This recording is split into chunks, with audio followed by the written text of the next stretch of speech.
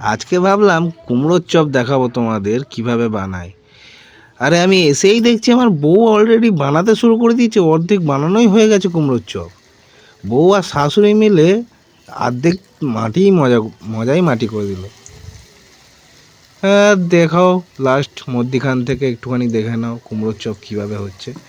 ওই বেসনটাকে গুলে নিয়েছে আর কুমড়োটা স্লাইস করে কাটা হয়ে গেছে, ওটাকেই বেসনে ডুবিয়ে ছাঁকা তেলে ভাজতে হবে, লাল লাল করে ভেজে তুলে গরম গরম নুন দিয়ে খাবে। আহা হা হা, কি মজা।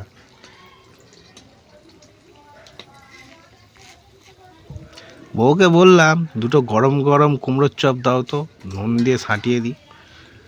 বউ তখন রেগে মেগে দেখলো আমার দিকে, বলছে যাও এখান থেকে, ভাগো এখান থেকে।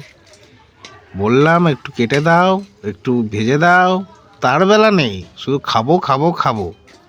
হ্যাঁ খেতে এসেছো? তাও বউ ভালোবেসে লাস্টে দুটো কুমড়োর চপ দিল, নুন দিয়ে ছাটিয়ে দিল।